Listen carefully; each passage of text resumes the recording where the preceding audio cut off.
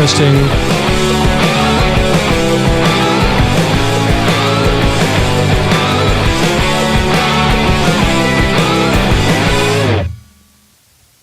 Test 1, 2, test 1, 2. Betty Blue blows big black bubbles. Betty bought a bit of butter, but the bit of butter Betty bought was bitter, so Betty bought a better bit of butter, and the batter was better. Many mincing maidens meandered moodily morewards. A pale pink proud peacock pompously pruned its pretty plumage. Many mincing maidens meandered moodily morewards.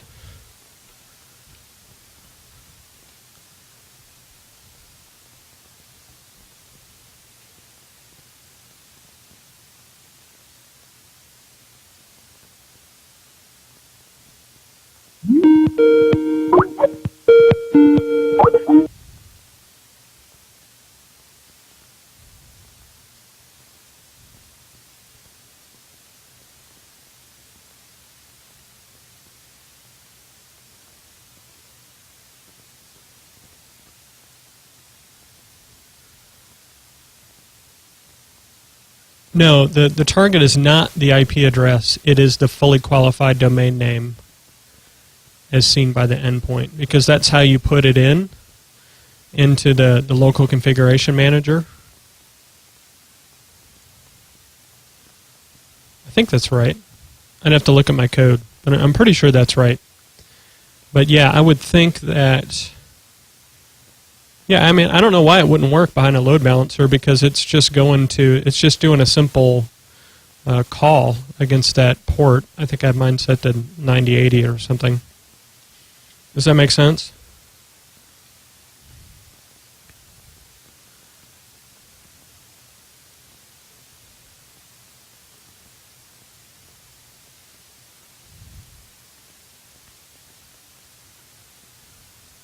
Guess I could play some more YouTube music. Let's see. Do we want rock dramatic, rock instrumental, or I'm sorry, inspirational, or rock angry? Let's try dramatic.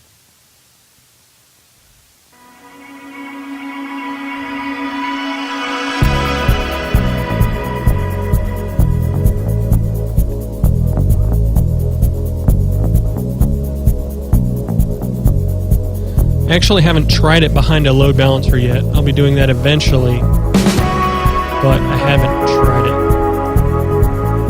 I mean, does it work? Does your poll server work behind the load balancer? Because I mean, the mechanism's going to be basically the same.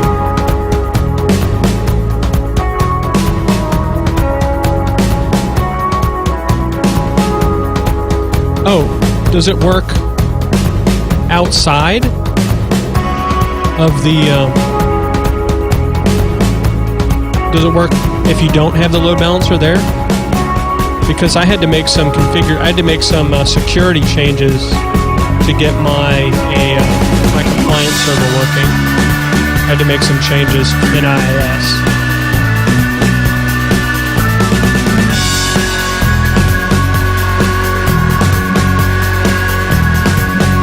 Oh, wow, okay.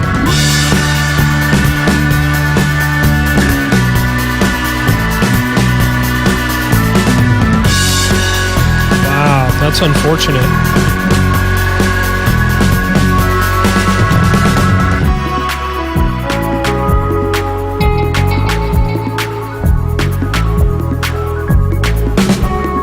Do you have to have those ports open on the load balancer? Is it only passing traffic through certain ports?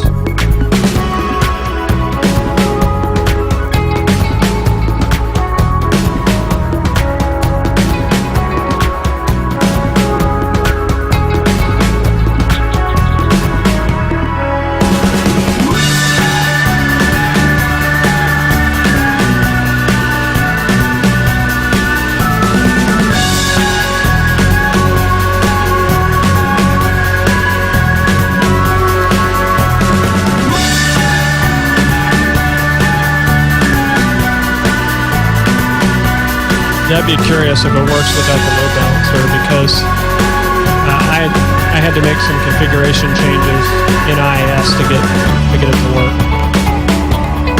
there's like some kind of security issue.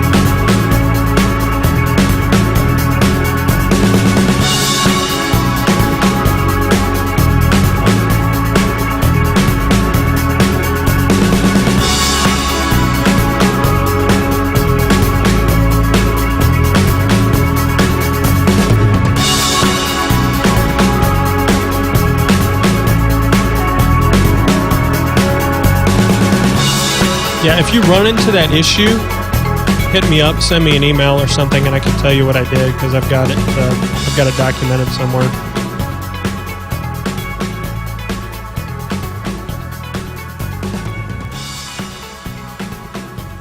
Dude. Hey, man.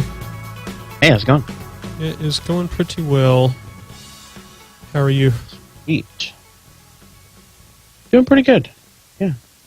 Trying to just be totally done with the old job so I can really start kicking butt on the new job. Ah, yeah. Are you actually transitioning to somebody? And call dropped. Yes, the video should be streaming now. That didn't work. You may need to refresh or something.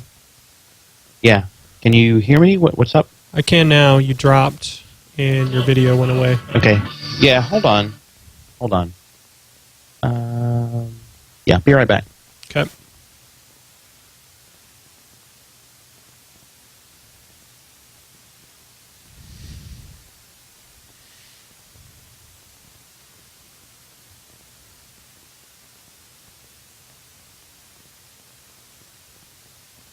Is it any different, Mark, if you go straight to the YouTube page? I can get you that if you want. I don't know why it would make a difference, but...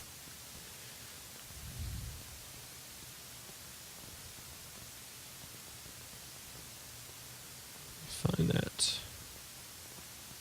Let's see, video manager.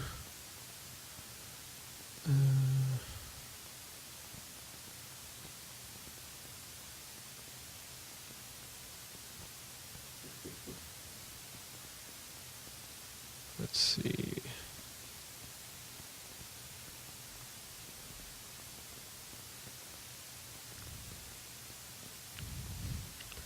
That link should be to just go straight to the YouTube page.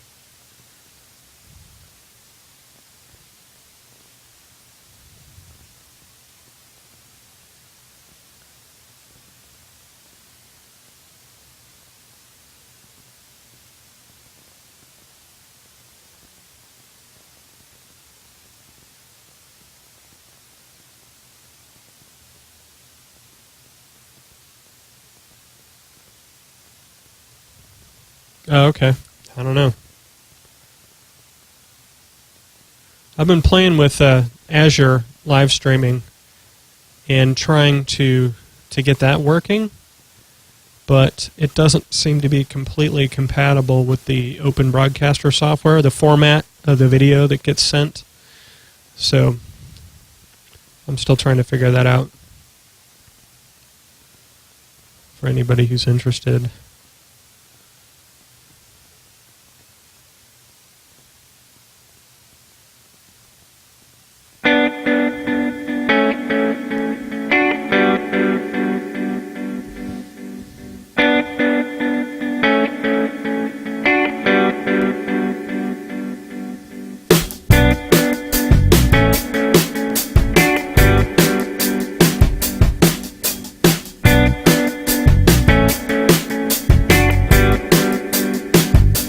So I don't think we have a guest tonight. I think Hal and I are just going to do an old school show. Just talk about PowerShell with the two of us, or talk about whatever we want. I want to talk about DSC troubleshooting. So we may go there, I don't know.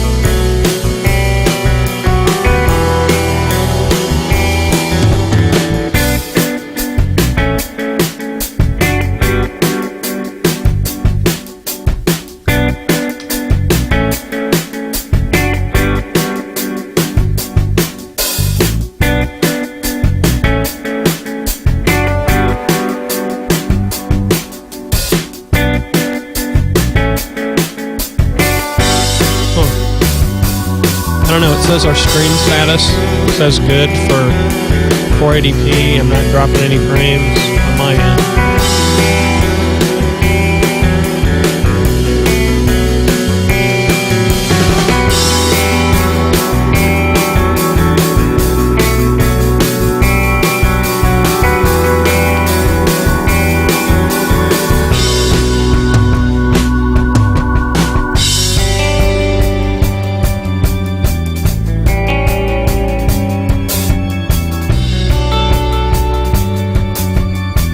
Is anybody in here watching The Flash?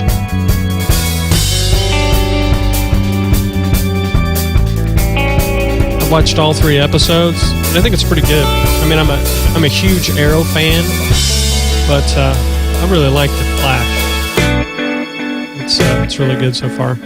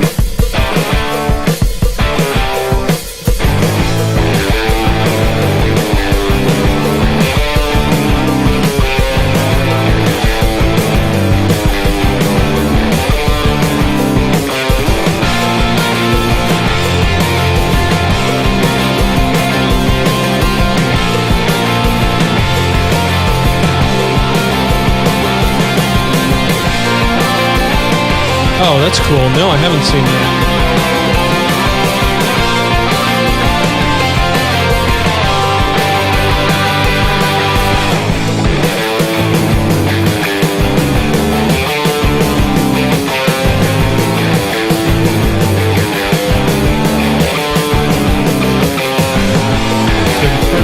Talk to the compliance endpoint and the pull-in point.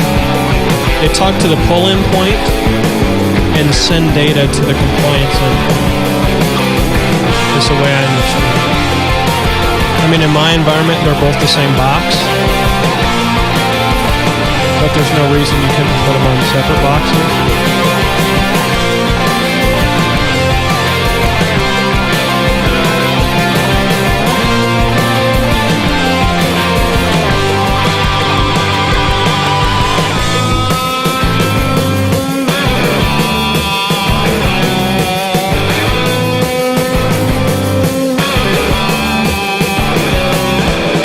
Can't tell if Hal's back online or not. It looks like he is on Skype, but I'm not seeing him in the chat. Oh, yeah, he's in the chat.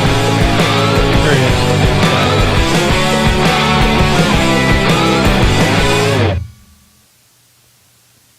See if we can get him back on.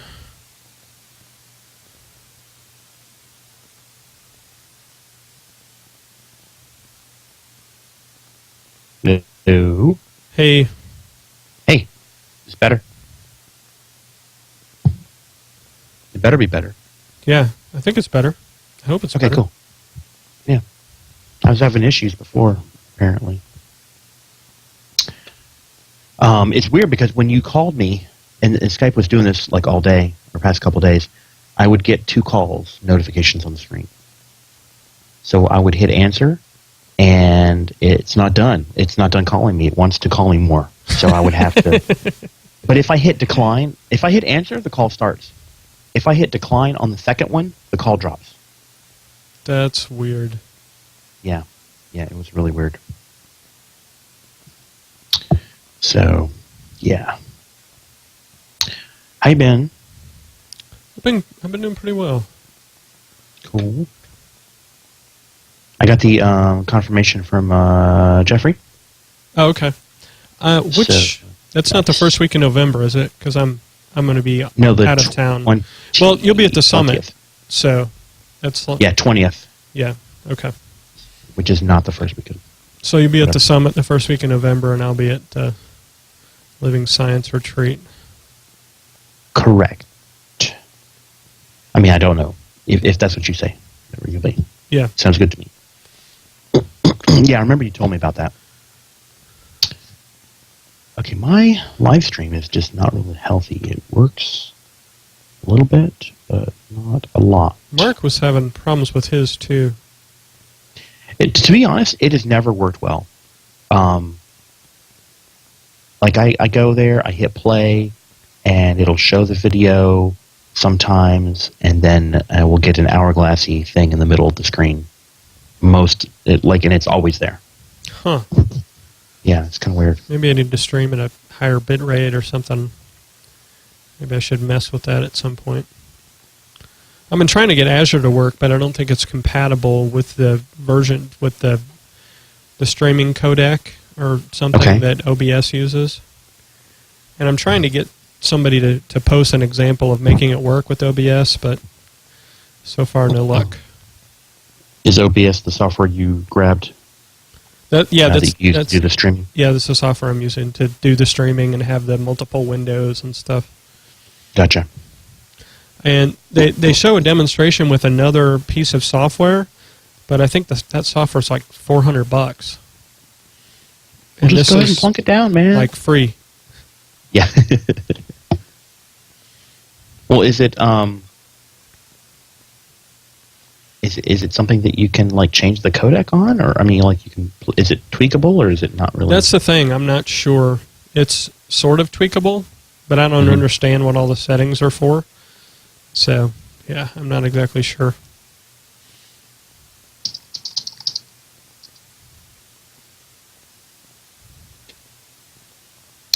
Gotcha. Well, I'm glad it's working for somebody.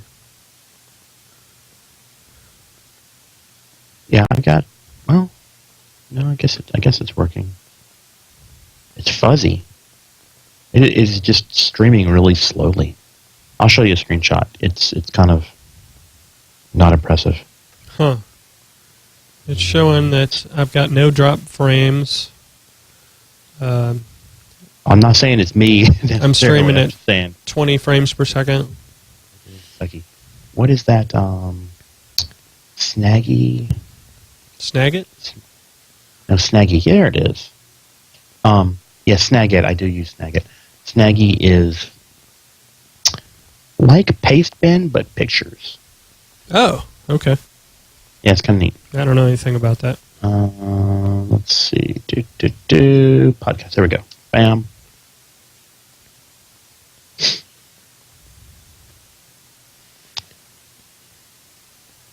So, see how crappy that is? It is totally crappy. What did you paste it in? In the chat room. Really? The last thing I see in the chat room is stream looks the best I've seen yet. Yeah, that came across at 21:39:28. That was like 3 minutes ago. I sent a message at 40 after, and somebody sent a message a few seconds after me. Wow. Schlog. My IRC client is lagging. Is there some kind of refresh? No. Reconnect. Yeah, you could. Yeah, I just saw you drop.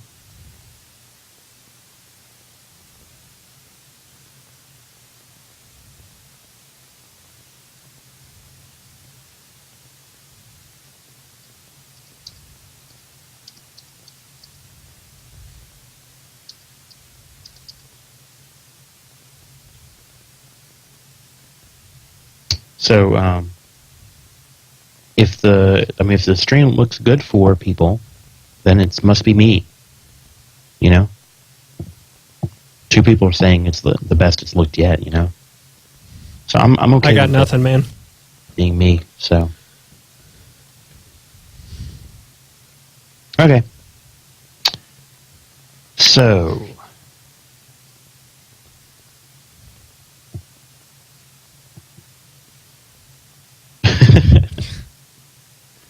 yeah, I know. Okay, so it's me. That's fine. Whatever. So let's talk about PowerShell. Like, All we right. haven't actually done that in a little while. You want to kick us off officially, so I have a place you to know. start? Ooh, it works. Wait, no, man. I thought the stream was going to work for me for a second there, but Oh, wait, it's working. I better take a screenshot. And it got blurry right when I hit the... Now it makes me like, okay, I got to do my, what do you call it, speedtest.net thing. Oh, yeah. Your video looks great. Does it? Yeah. It must be like my, connection to YouTube or something specific. I don't know. But yes, thank you again for the camera. You're welcome. All right. I'm glad it's working out. Skype may freak out.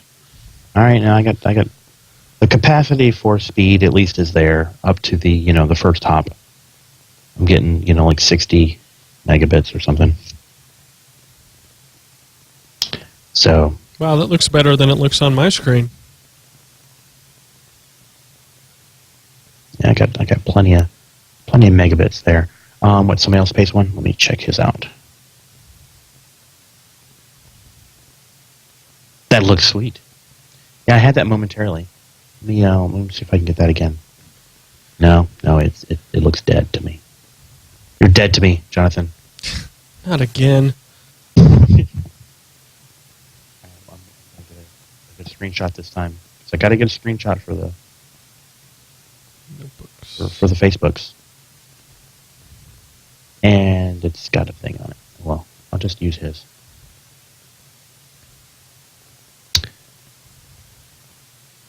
That'll work. What were we talking about? Oh yeah, so let's kick it off. Tonight on the PowerScripting podcast, we are pleased to not have a guest tonight, Jonathan. Yeah, it's kind of weird. This will be different. That's okay. That's okay, right? We can do that? Yes, we can do that. We've done it before. Okay. Judges? Years ago. Yeah, we did. Now and then. So, Jonathan, we missed a couple of shows lately. We skipped around. I know you've been busy. I've been busy. So, what have you been busy doing? Well, it's basically been work stuff, homeschool stuff, and my wife and I are training to run another 5K on November 1st, which will be the 1-year anniversary of when she had her heart attack. So that's kind of a cool symbolic thing. Yeah.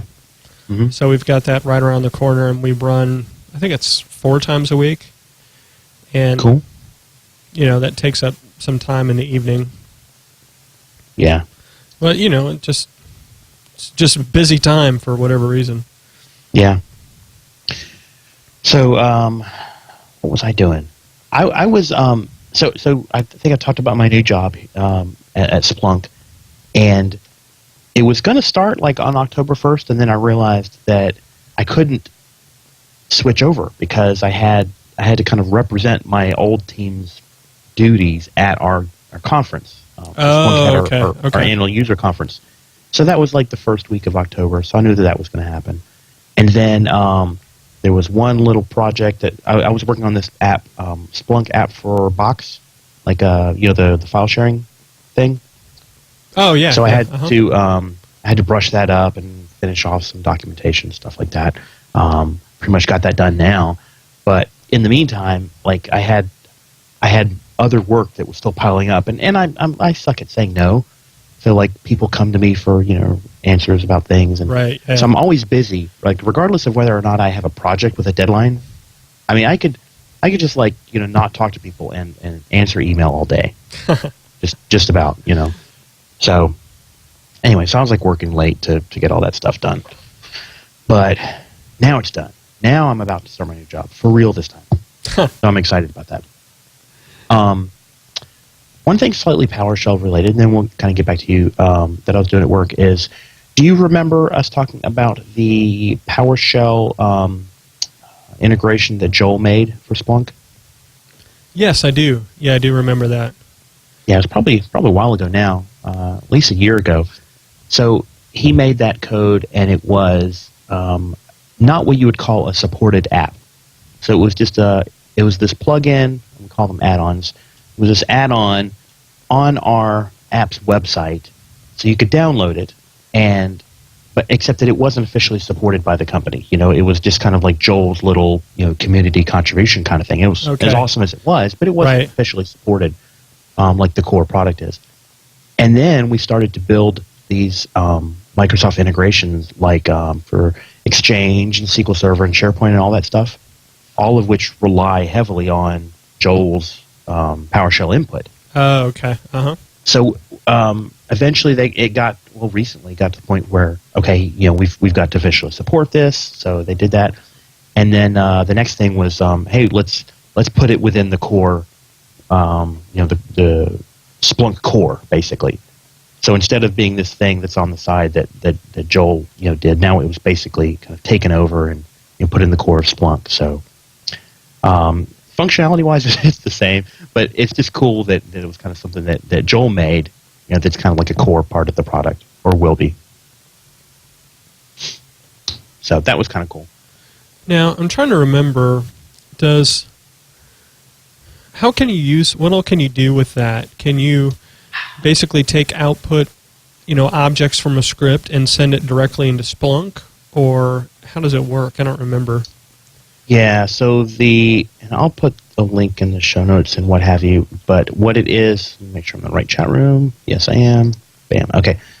So what it lets you do is execute a script or a script block, and you may want to run it through the output through select object, and then basically whatever that is in that object will get put into Splunk as key value pairs. So it formats it, makes it work nice in Splunk. You don't have to think about any of the ways that you get the data out. It's basically just whatever you want to put in your PowerShell script kind of thing.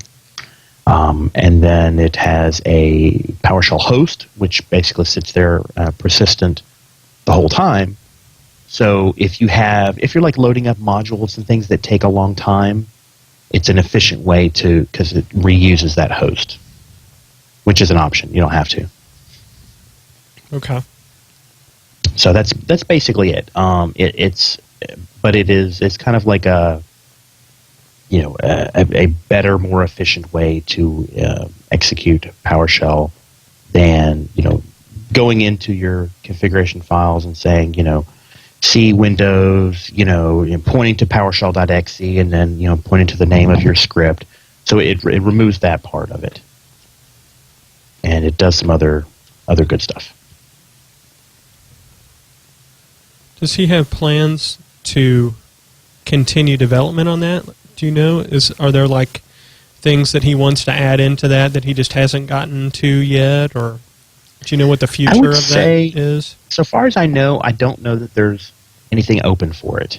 There doesn't need to be, though. I mean, welcome to if there's anybody's got ideas, I'll see if I can make it happen. But the purpose of it, at least the purpose of this, it's an input. So for Splunk, that's how do you get the data into Splunk? There's other things you can do with Splunk, and there's other things you might want to do with Splunk using PowerShell. But for an input, this gets the job done.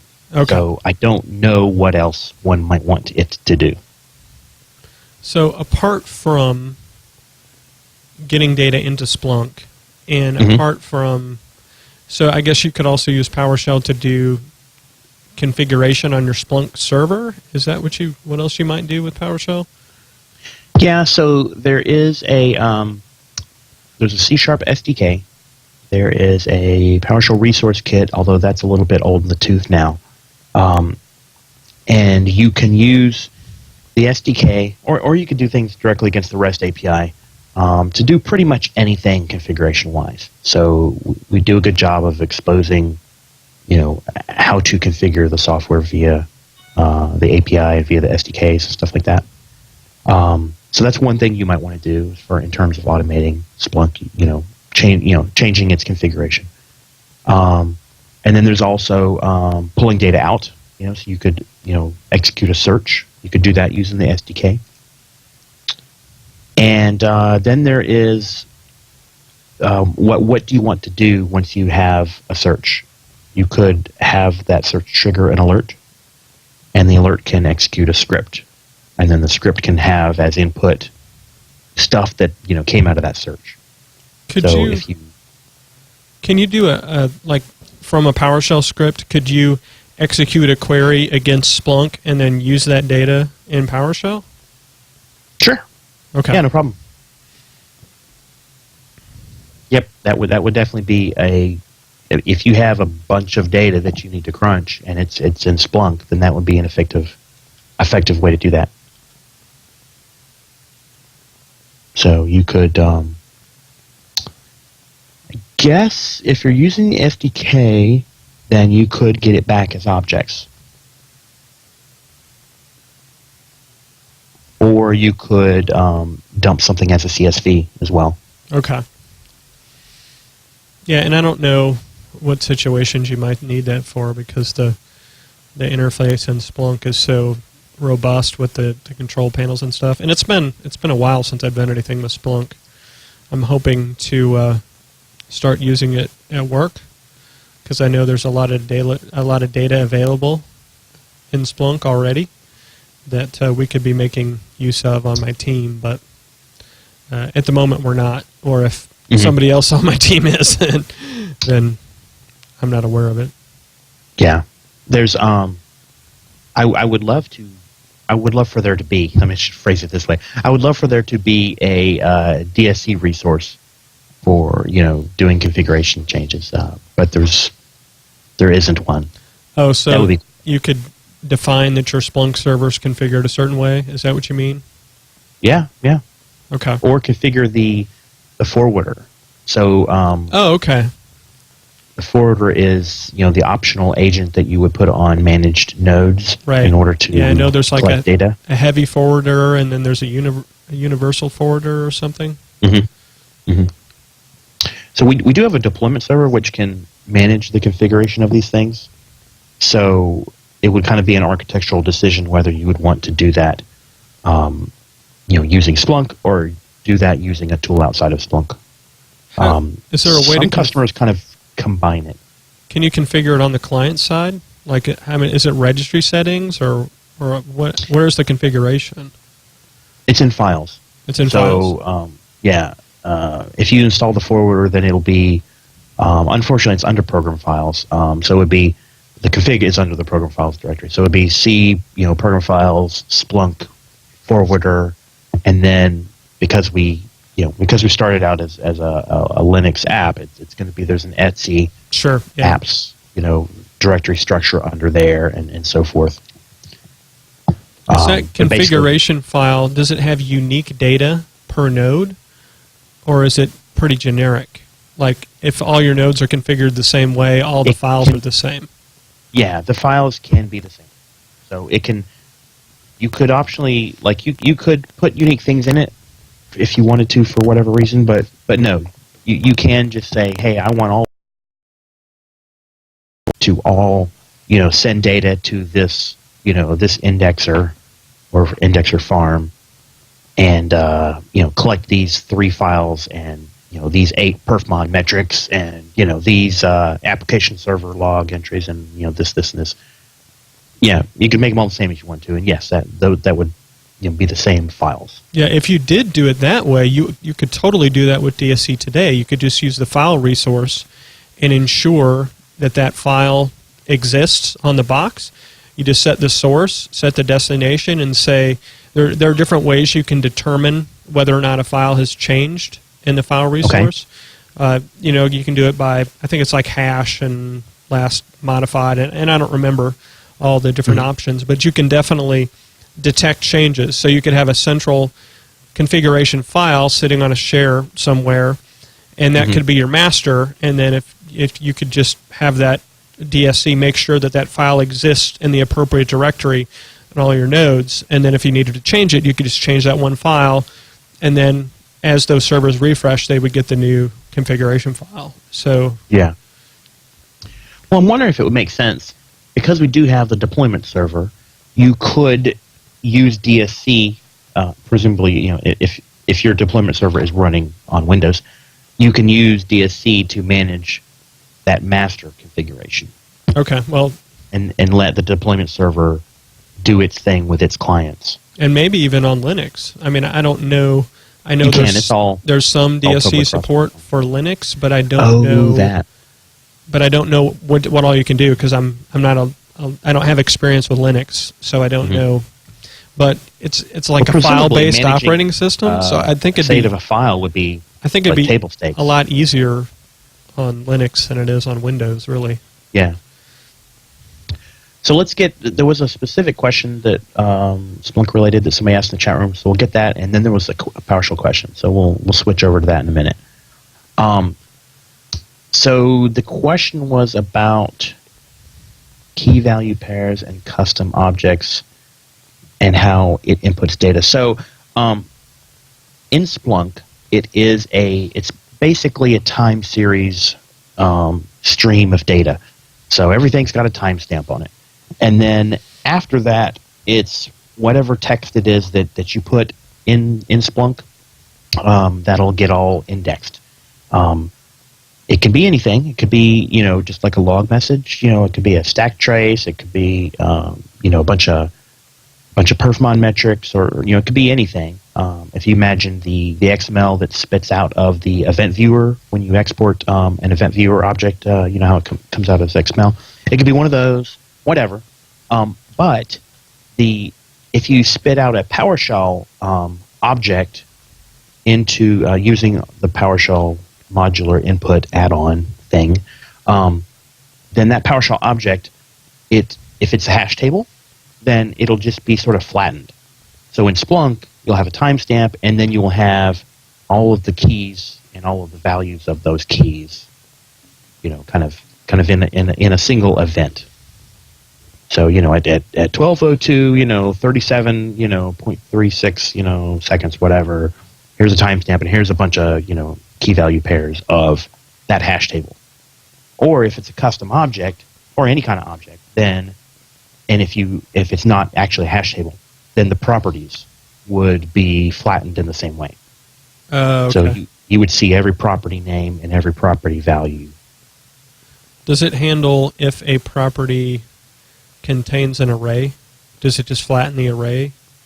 Or do weird things happen? I think it would. I don't know exactly. I know it does special handling with some things, like timestamps. It will turn those into a specific format just to make them very consistent. For Splunk, although Splunk's pretty good about auto detecting, but anyway, it'll do it in a predictive fashion. And I would think if you had a second level object that could be encapsulated as how when you do toString on an object, sometimes you'll get some, it makes perfect sense. It'll turn a hash table into a curly brace, and then the key, and then a colon, and what. It might come out exactly like that. I don't know. I have not tried it. Okay.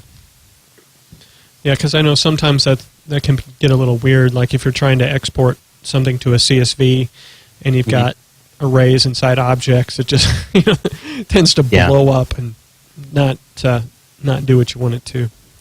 Yeah, that's a good question though. I don't know how far down the rabbit hole it would go.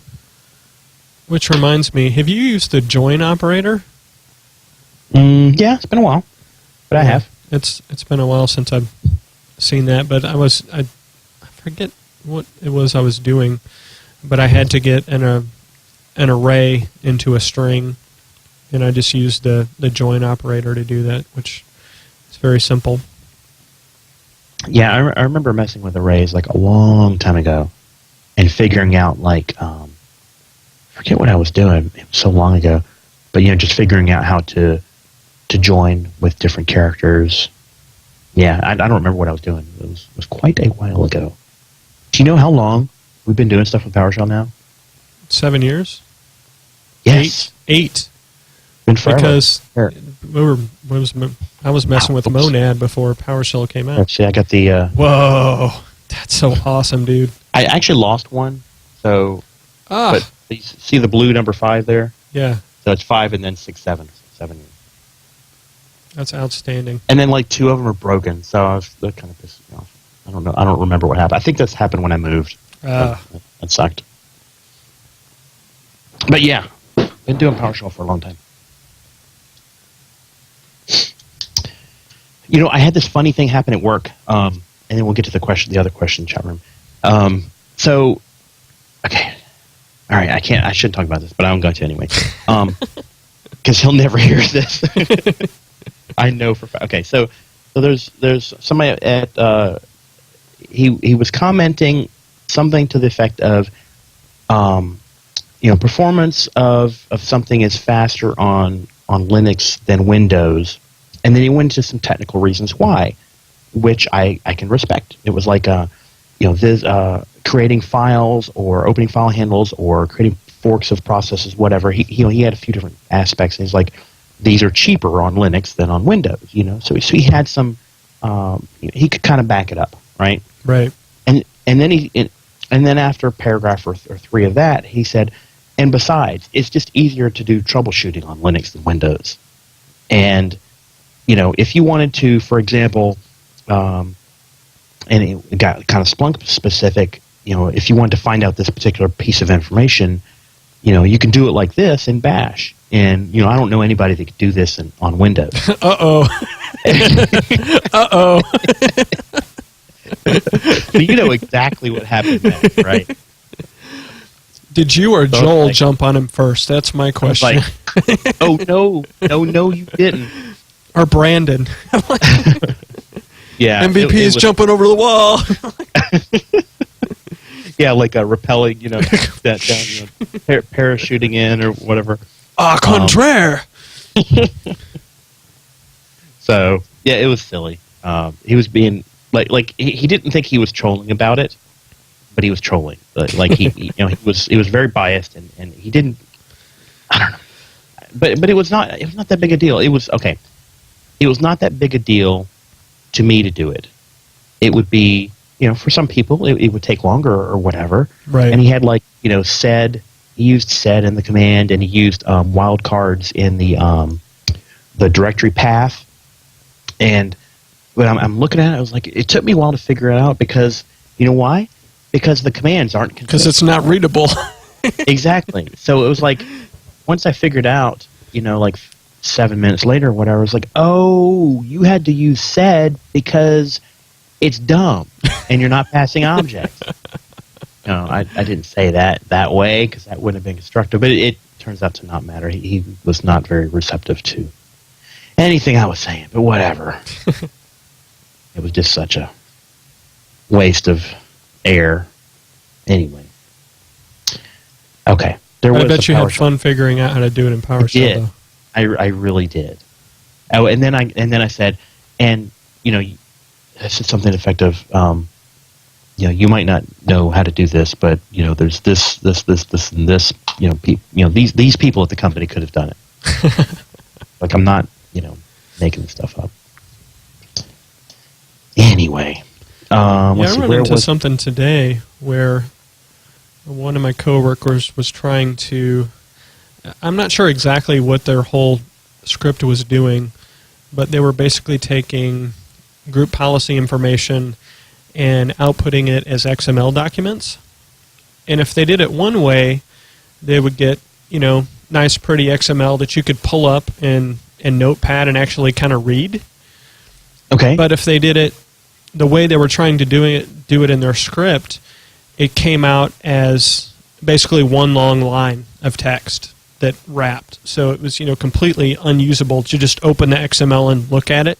I mean, you import it into PowerShell and it's fine, but to actually, if you just wanted to look at it, pull it up and try and find a setting, yeah, forget about it. It wasn't useful for that.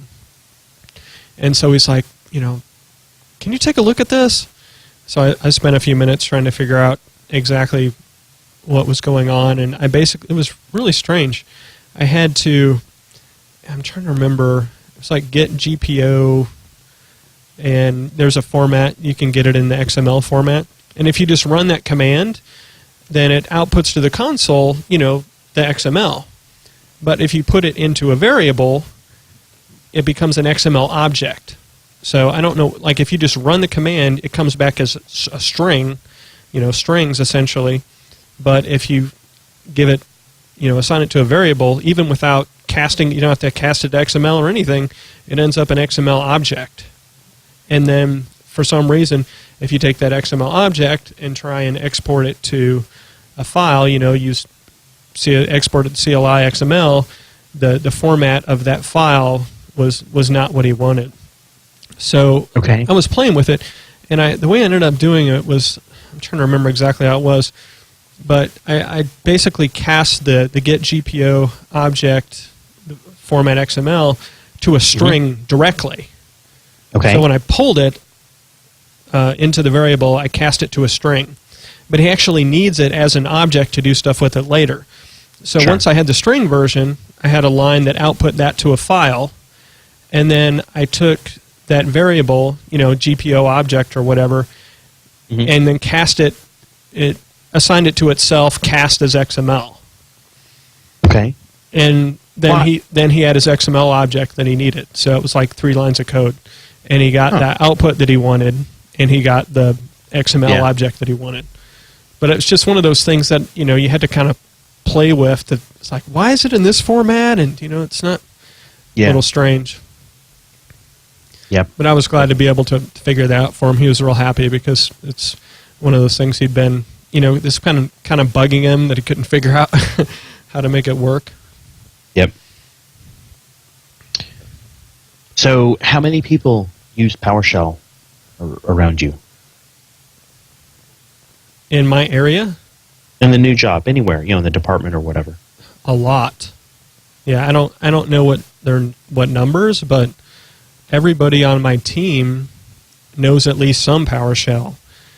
Some people are really good with PowerShell, and there are other people on other teams that I know are using PowerShell, and some of them are pretty skilled, some of them are a little newer, but there are a lot of people using it in a lot of places, which is very cool to me.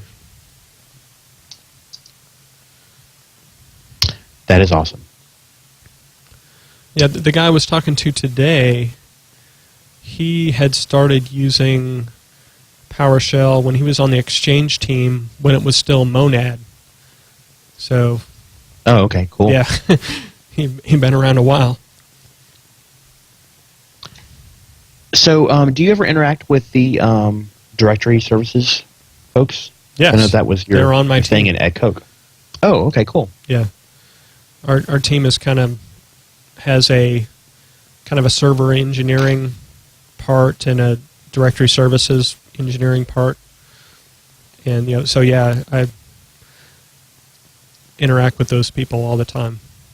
I haven't done much AD stuff yet, and I don't know if I will end up doing that or not. That's cool. So, have you noticed anything that's done differently in your new work, your new employer versus your old, as far as the number and types of people that use PowerShell versus GUI admin tools, or the general interest? Are they using code, source code management types of things, things like that? Yeah, there's a massive difference. In my old place, there were, I don't know, maybe a handful of people using PowerShell, and even fewer people who were using PowerShell effectively. Mm-hmm. So, and it's very different at my new place.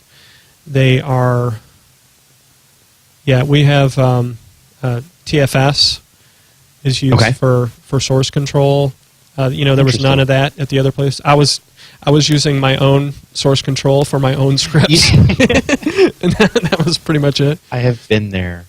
I'm sure the developers had their own source control, but they really wasn't a lot of like .NET development or that sort of thing. It was more Java and ABAP and that sort of thing type development going on.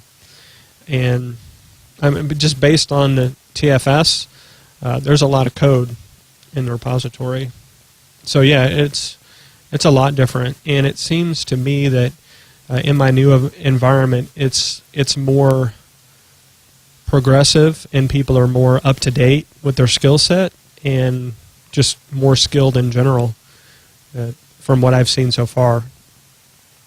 And it may be just because of the people I'm around. I may be in a bubble of like high performers or something that I interact with all the time. But yeah, it's been impressive to see. It's been really neat, actually. Has it? What about the size of things? Like, I know you had a pretty big environment at Coke. Are there things that you were surprised were bigger or smaller? I think everything is bigger than it was. More servers, more locations, more people, more user accounts, more computer accounts. Yeah, a lot more of everything. I'm trying to think if there are any exceptions to that. Well, we had a lot more tablets at Coca-Cola because we had salespeople using Panasonic tough books and stuff in the field. Yeah. There's a lot of Surfaces at my new place. Really? Yeah. One thing that was cool when I was there was that I was on the monitoring team, and the same manager of the monitoring team had the device engineering.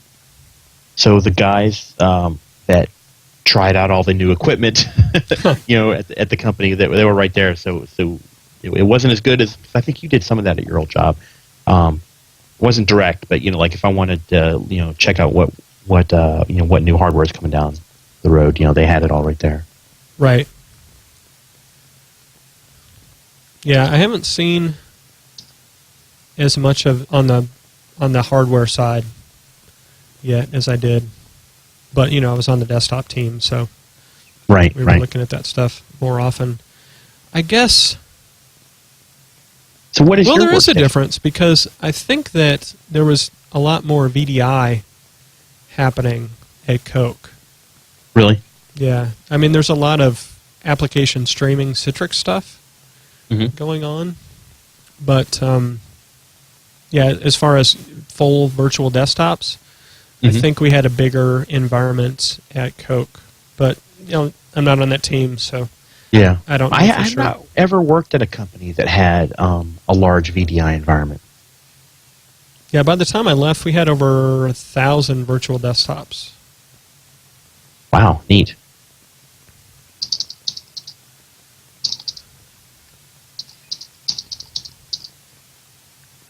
So I'm trying to not chat with a member of our listener community because that distracts me. But that's exactly what I was telling him. So have you done anything more with DSC since last time that you kind of went into some depth? It's come up a few times. One of the things I'd like to talk about is troubleshooting DSC. Okay. Because there's not a huge amount of information available about that, and I just want to kind of share some of my experiences and some tips for people who are using DSC, and specifically if you're writing your own custom resources. So the PowerShell team has created this PowerShell resource kit that there's a command that you can use to create a new DSC resource, and you basically you give it a name and a path, and you give it the kind of the properties that you want your resource to have. So say you were doing a resource that had to do with your page size. Maybe you have a a setting for if you want it to be set for automatic, a setting for, your minimum page size, maximum page size. You put that all in this commandlet, you run the commandlet, and it creates a folder structure for you that's appropriate for DSC, because they're PowerShell modules. So there's, the module name folder, and then there's a DSC resource folder, and then underneath there is your actual script, and it actually will create the script for you with the three functions in it. So there's a get target resource, a set target resource, and a test target resource. And we've talked about all that stuff before.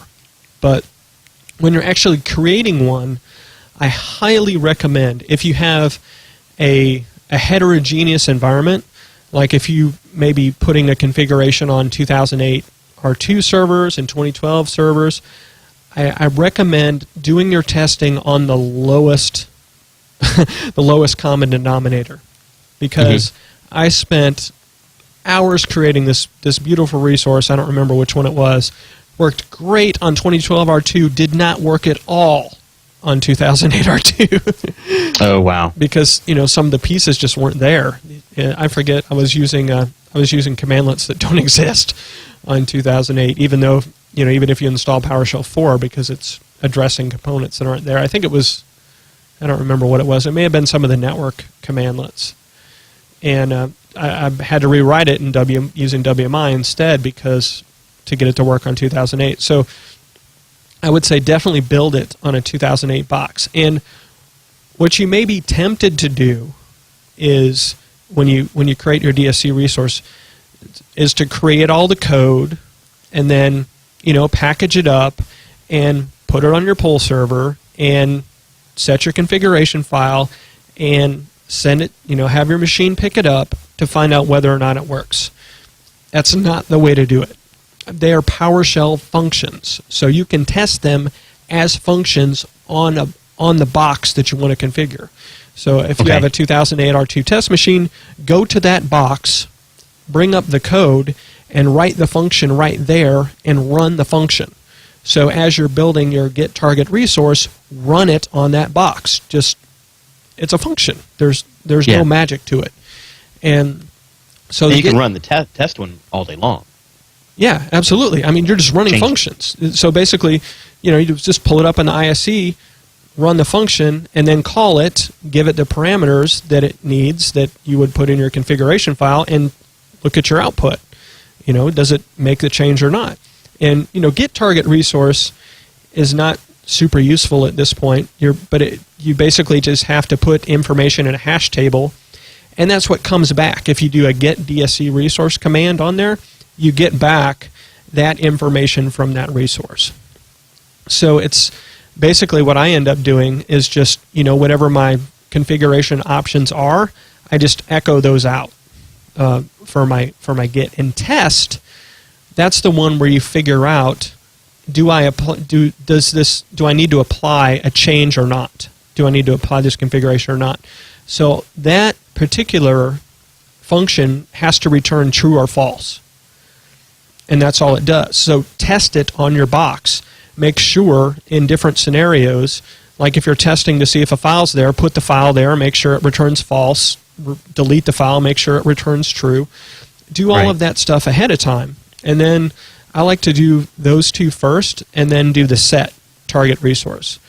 And then go ahead and write your code to make your configuration change, and make sure if you want to have it reversible, that you're doing things like, if ensure equals present, do this. If it's absent, do this other thing. And, you don't really need to do a lot of checking. Well, I do anyway. But you already know if it's running set target resource, it needs to run set target resource, because it's already done a check. So if you're setting a file or something, you don't need to make sure the file's there if you've already made sure the file's there with your test target resource, if that makes sense. But once you have your set target resource together, you can basically just highlight everything in the ISE, run that and then just run through your scenarios on the box. So run your get target resource, make sure it returns data, run your test, make sure it returns data, and then run set and make sure that it makes the change. And after you run set, run test again and make sure test returns, if it was false before, make sure it's returning true now after you run set. So you can test all of that out on the box you're trying to configure before you ever worry about putting it on the poll server or pushing it out. And so that it's just way easier to do it that way.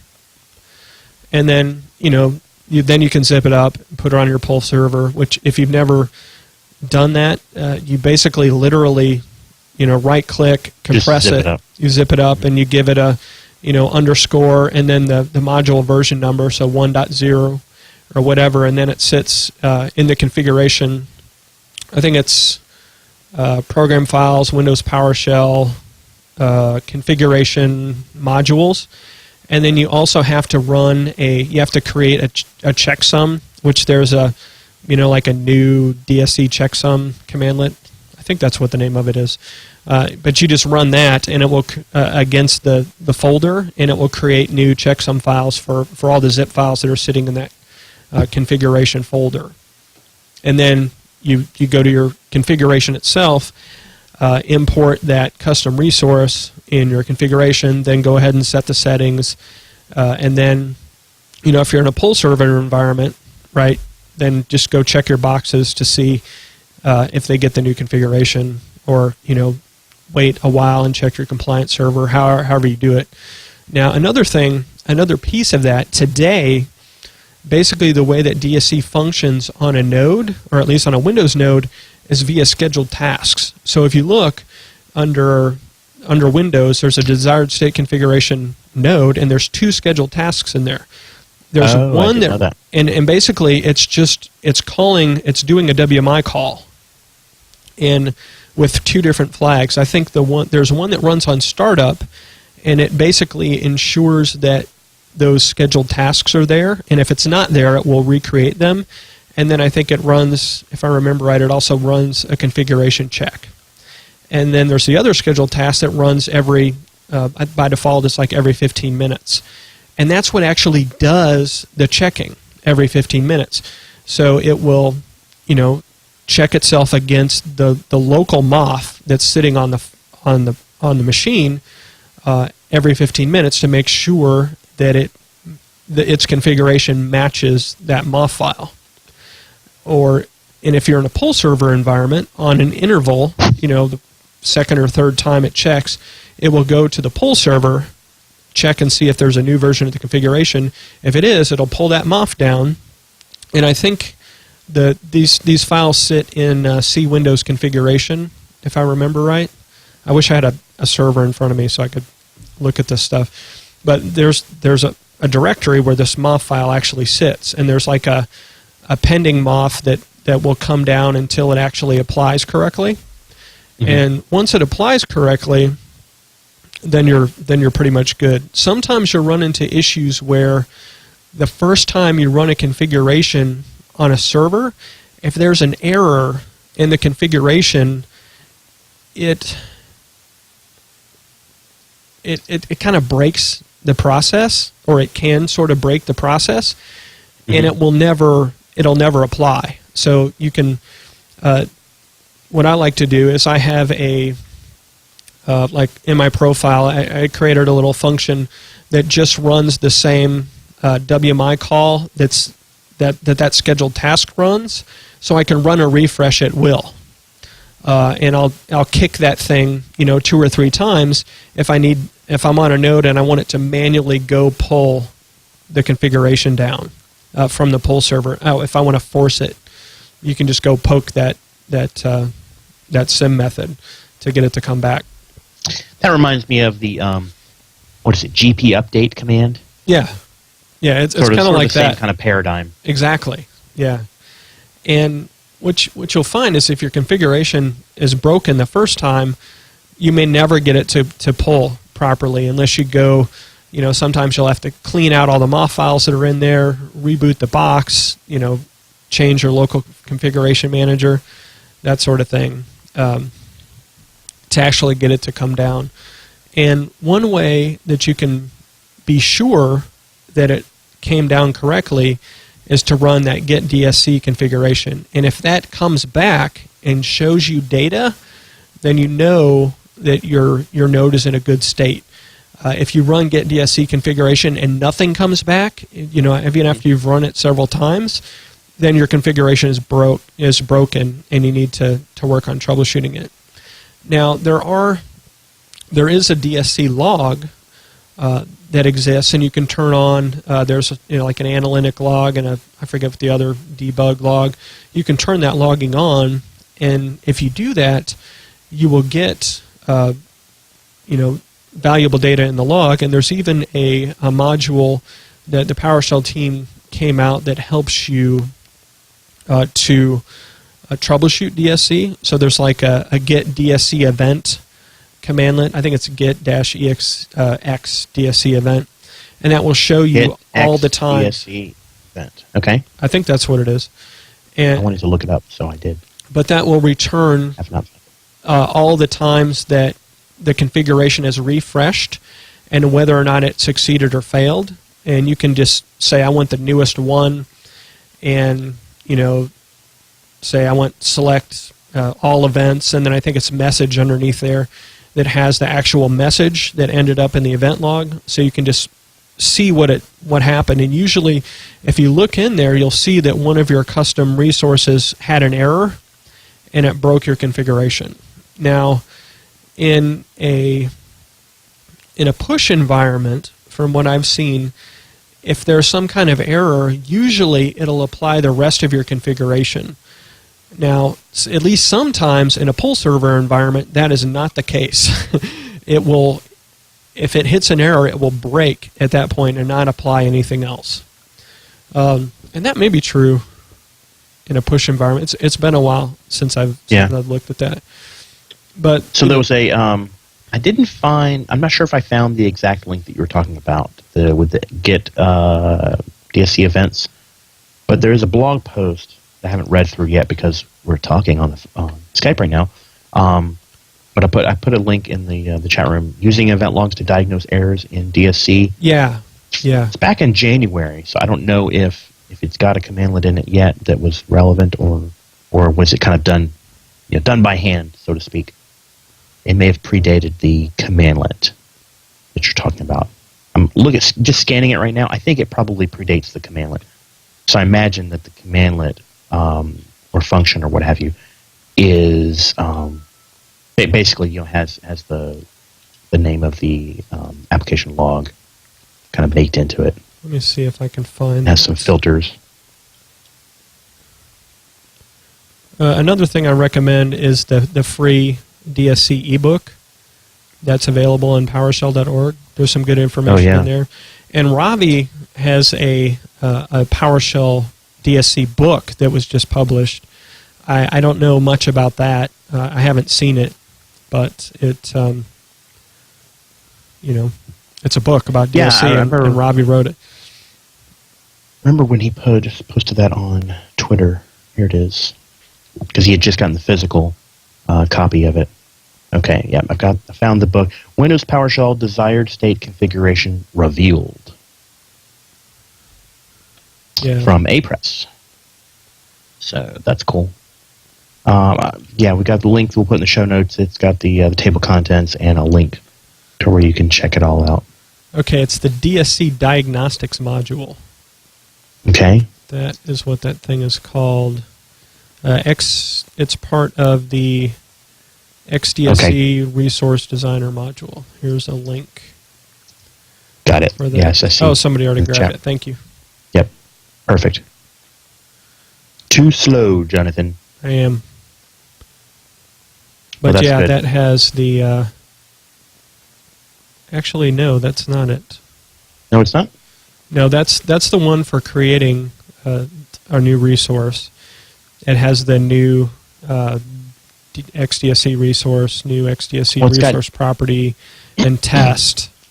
But that's not the troubleshooting one I'm looking for. It's got trace X DSC operation. That looks kind of cool. Wait, am I looking at the right one? No, diagnostics. Sorry, I've got the wrong link in there. You're right. It is the XDSC diagnostics. That is the one. Yes. Cool. I just hit my camera. That get XDSC operation. Exactly. That's exactly right. Okay. That is very useful. And what I do is I have a script that I run that can push. It pushes my profile onto, remote machines if I need it, and it has that. It pushes that module into the, program files, Windows PowerShell modules folder, so that it's available. Yeah. So those two resources, the resource designer and the diagnostics module, are very useful, especially if you're building your own configurations. For sure. For sure. So what is test DSC resource? It just validates the structure and makes sure that you have the functions that you need. I think it validates that the functions return data in the format that's expected. Like, for example, get DSC or get target resource has to return a hash table. Set or test target resource has to return a Boolean. I think that it checks that type of information. Okay, gotcha. That's not one I've had to use too much because I use the resource designer and it kind of templates all that stuff out. Sure. And I've done it. I've created enough custom resources. I know what the functions need to output. So, generally stuff works unless I hit an edge case. And where I have problems usually is either with my logic in returning the true or false on the test, if it's tricky for some reason, or maybe there's something in my set that's not quite right that I have to go back and tweak it for some scenario that I didn't originally think of. That sort of thing. One of the things that I want to do is mess more with testing, using automated PowerShell testing. And I know that there was a session at the European PowerShell Summit about that, about Pester, testing with Pester. And I remember we talked about that on the podcast before, I believe. That's something no, I don't have a resource that pushes my PowerShell profile to a remote computer, but you could totally do that. You could even do it with a file resource. So you could say, and it would be a little weird that I have actually thought about doing this, basically having a file resource that ensures that my profile exists on the server. But what happens if you've never logged onto that box when that configuration applies? Right? It'll lay down that directory structure, but the first time I log on, I don't know if my profile will use the folder structure that exists, or if you'll run into that problem that you may have seen. I'm sure you've seen on a Windows box where your profile gets corrupted, and you end up with some other folder name, and it builds out your new profile. So that's a little strange. But no, what I have is a function that I run usually from my pull server and push down to the node that I'm playing with, that I need my tools on. I'll just push it out from my pull server. Awesome.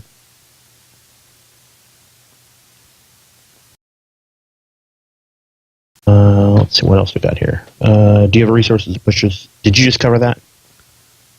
Yes. Okay, cool. Too many things going on. All right, so we covered troubleshooting. Oh, another thing I wanted to mention Anything else? About that is I mentioned that today on Windows nodes that DSC is driven by those scheduled tasks. At the European Summit, I was watching one of the videos that are all up. It's all available now. And in one of them, they were talking about DSC, and Jeffrey Snover mentioned that that is a temporary kind of state for DSC to leverage those scheduled tasks. And he made it sound like in the future that's going away, and they're going to be using another mechanism. He didn't mention what that was, but I got the definite impression that that's kind of an interim thing, doing it with scheduled tasks until they get another way. What other way would they be? It's kind of like scheduled tasks they've been around forever, and they, with the exception of what was it, maybe Server 2003, they haven't changed, and it's a key, it's a core part of the operating system. I wonder why they would do it differently. Just kind of curious. Let's see, we'll have to ask him.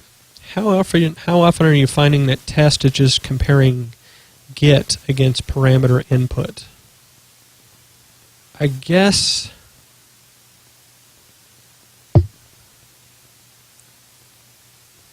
it depends on what your resource is doing. I'm not really sure how to answer that. It's definitely not comparing get target resource, if that's what you mean, against the parameter input. It doesn't do that at all. I'm not sure exactly what to say about that question. I don't fully understand it.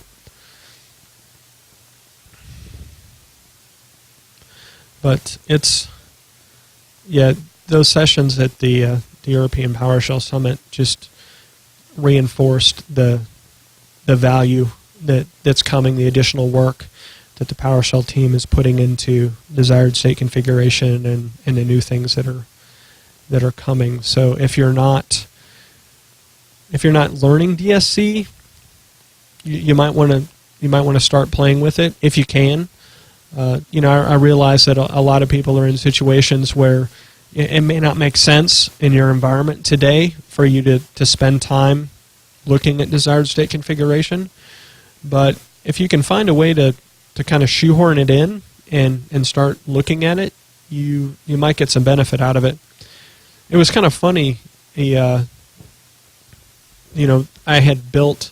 used desired state configuration to build some RDS servers at my last company, and there's a couple ways you can set the local configuration monitor. You can set it to apply and autocorrect, or you can set it to apply and monitor. And if you have it set to apply and monitor, if you're out of compliance, it'll log it, and autocorrect will obviously autocorrect it.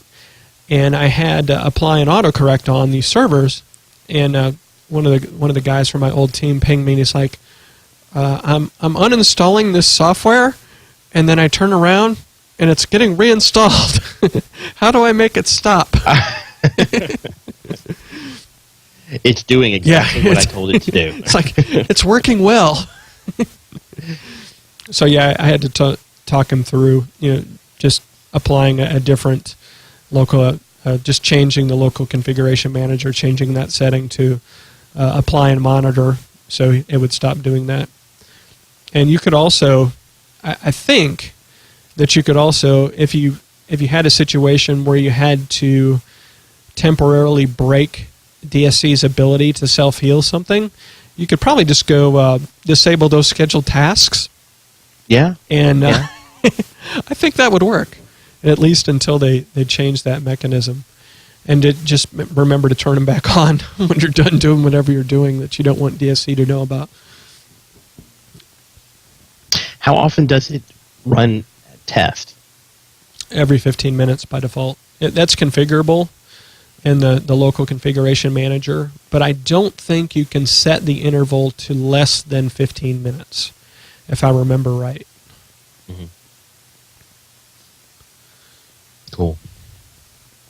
Well, anything else you want to talk about?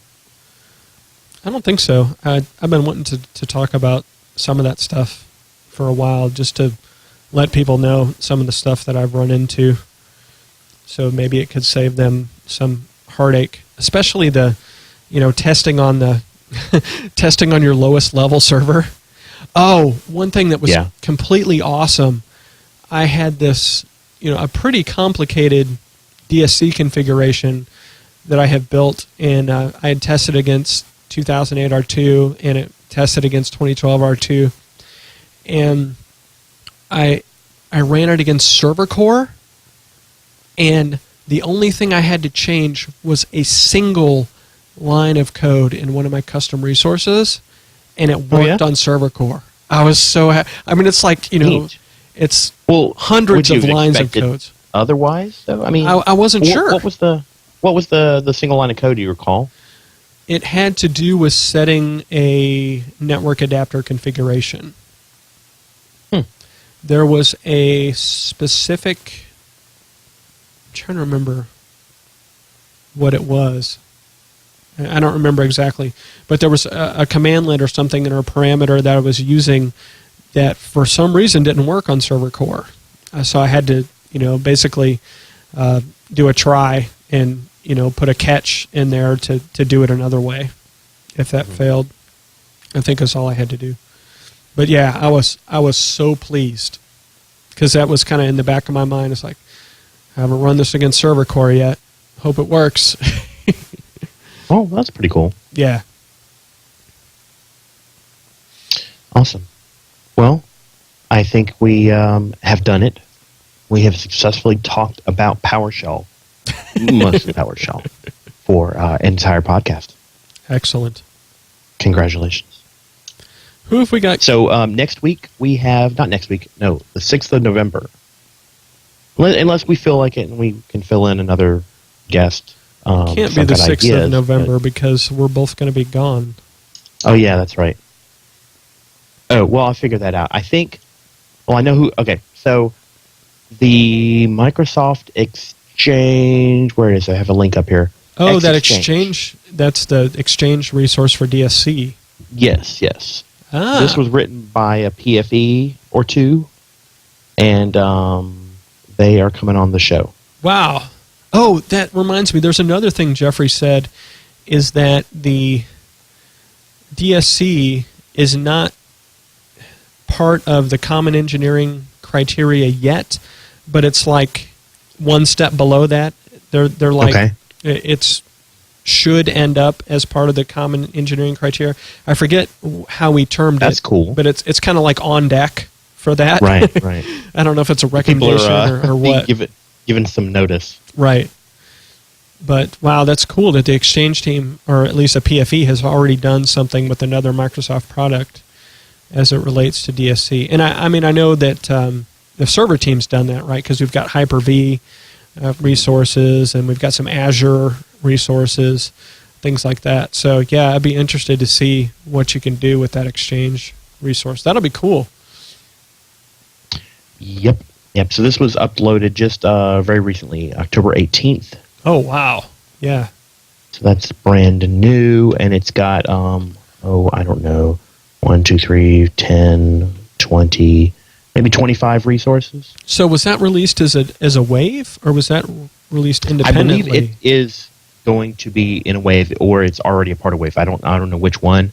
Okay. But the reason I say that is that it was uploaded by the PowerShell team. Oh, okay.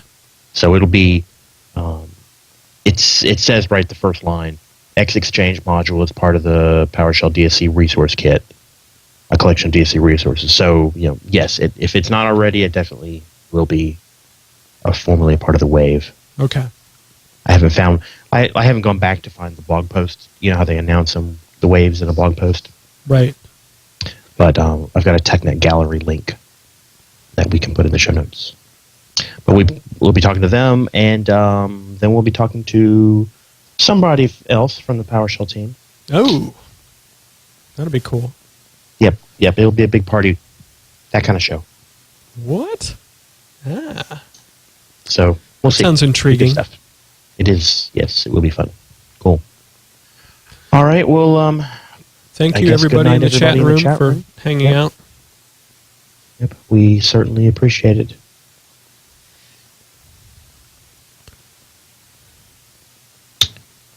Okay. I had too many windows open, man.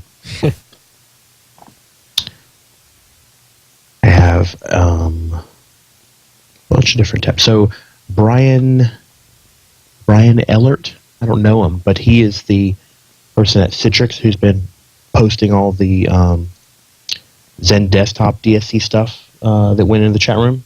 Whoa. I didn't hear about that. Did you not see those? No. Yeah, here. Say if you're scrolling back, it's right there. Interesting.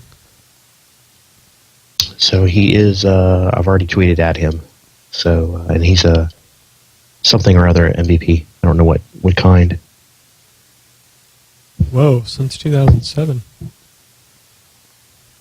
Probably RDS or something. If I were going to guess. Yeah, I would think so.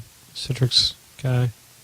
I bet that my coworker Jason Conger. I bet he knows him because that's his discipline. Huh, I'm going to have to check out these blog posts. Mm-hmm. Yeah, we'll get him on. That would be cool. Yes, indeedy.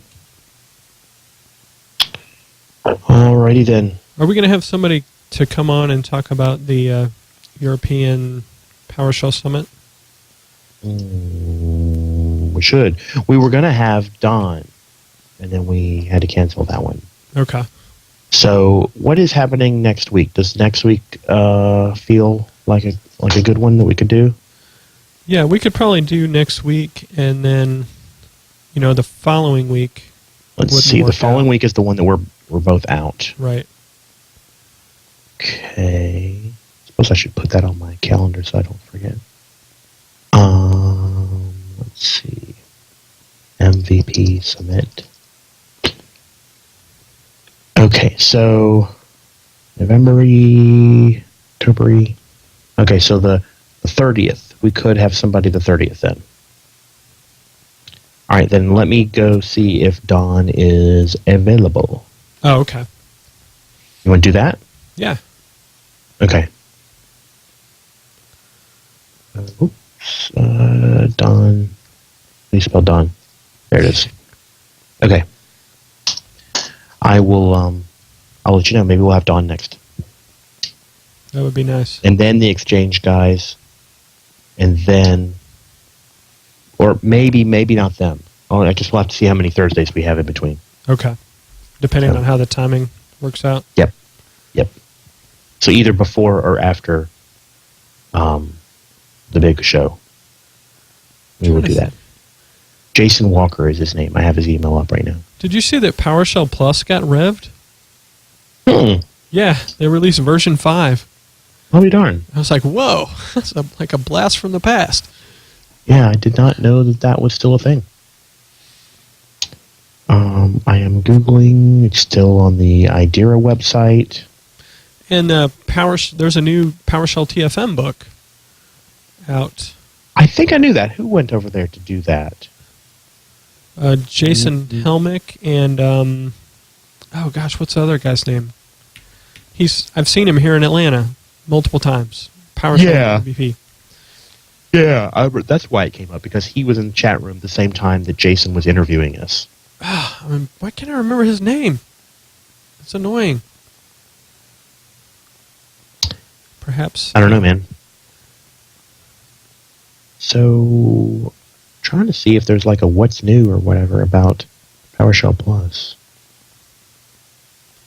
Yeah, there's if you look at the news for last week's show, it's in there. There's a blog post about it. Okay.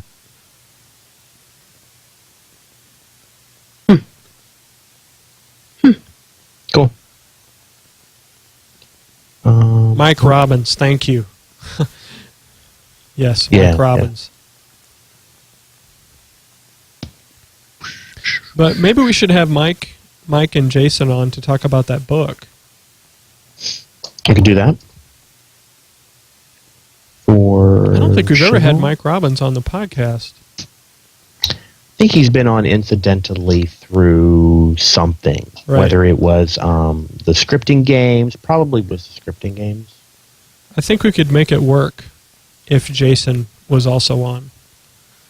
I don't know if I'd want to have just Mike, but I think Mike and Jason, I think that would work. Yeah. Yeah, I agreed on that. A little bit dry. Okay. All right, cool. Okay, well, I'm going to go. I have some Okay. sleep to catch up on. All right. Thanks, everybody. Talk to you later, man. Good night. Good night, everybody.